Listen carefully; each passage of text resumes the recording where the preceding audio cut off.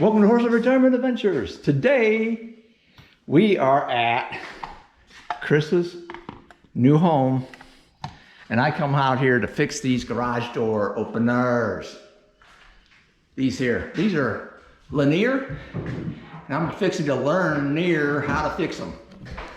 So if I can get them running, that'd be great. So first thing I got to do is I check the power. There's Chris. Say hey, Chris. Hey. Chris has power. I have a lot of power. Okay, we got this outlet here. I went ahead and checked it, so we got power to that outlet. So what I'm going to do is go ahead and take this cover plate off right there and take a quick look to see if I got a blown fuse in this unit, and more to come. I'll let you guys know if I got a blown fuse, because as soon as I get this cover off, I'll let you all see it. Okay, pull it out. All right, I went ahead and took the cover off. Got the circuit board right here. Just gonna check for some burn marks on it. Right now there are no burn marks, which is good. It's got a little transformer to take your 120 down to 24 volt, whatever this is, to operate your motor. Got our light is in here. That's all plugged in. And right now, I don't see too much of an issue, except for I'm going to check the power and make sure we got some power.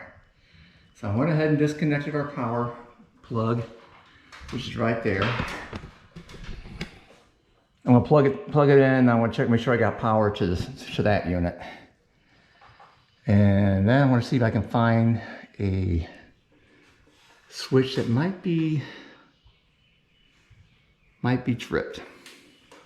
All right, but first and most important thing is to see if you got power to the unit after I plug it in. That's what I'm going to do now. Pull it out.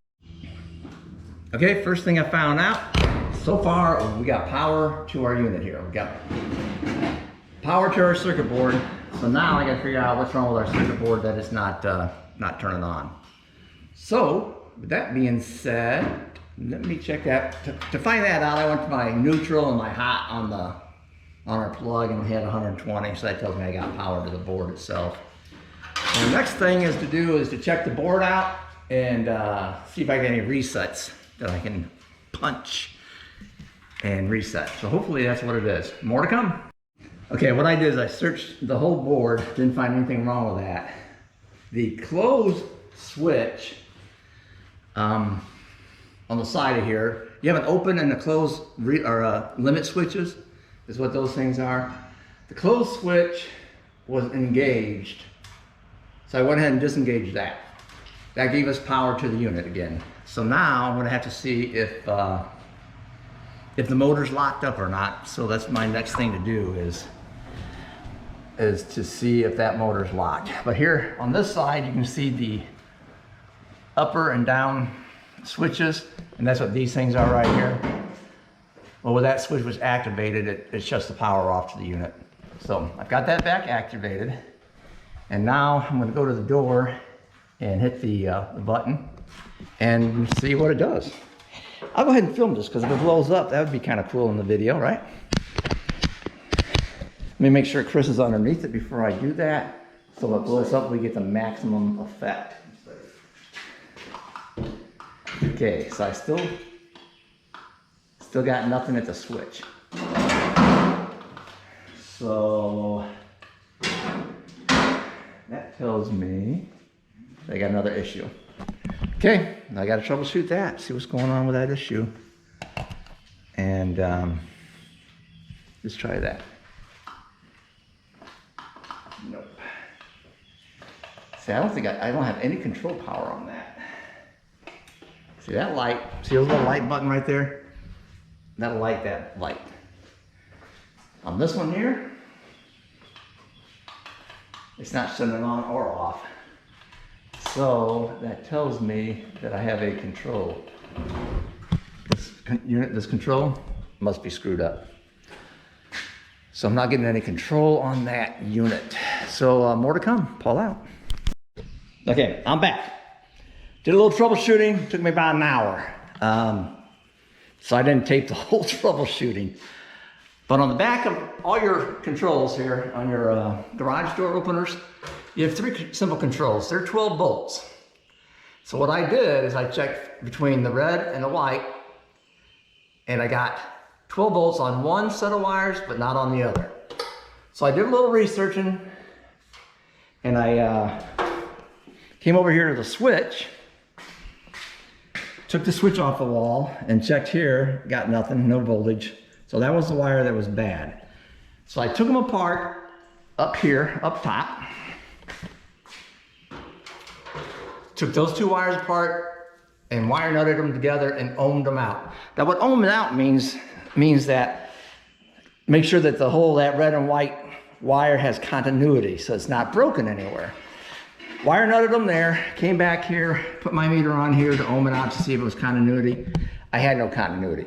Did a little more research, found where this wire was, this one right here, was wrapped around the garage door metal thing. If you can see right here where this red wire is, that was broken.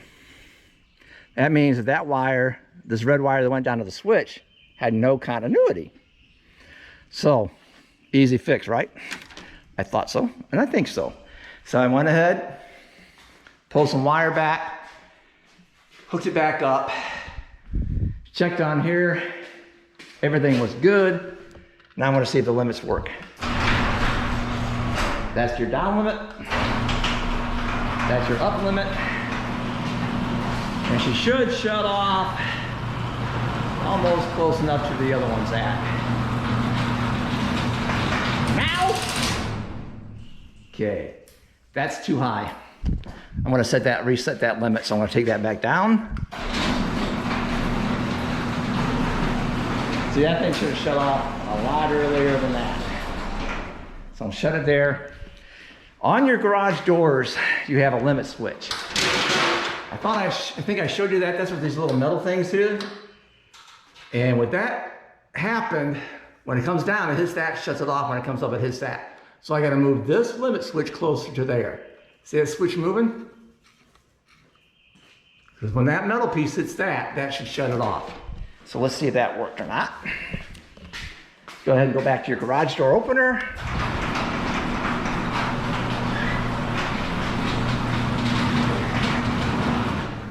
Perfect.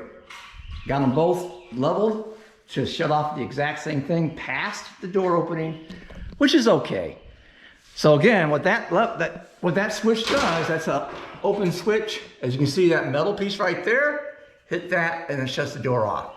The down switch will hit this one and shut it off. If your door is shutting off too soon, then this is your limit switch that you want to turn back and forth. All right.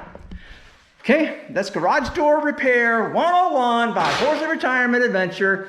Came in, conquered it. 2 doors. Both of them were working now within an hour. I'm going to charge Chris $650. Yes. And lunch at Darien. All the shrimp you can eat. Yes! All right, I got some more things to fix in the house. So more to come. Paul out.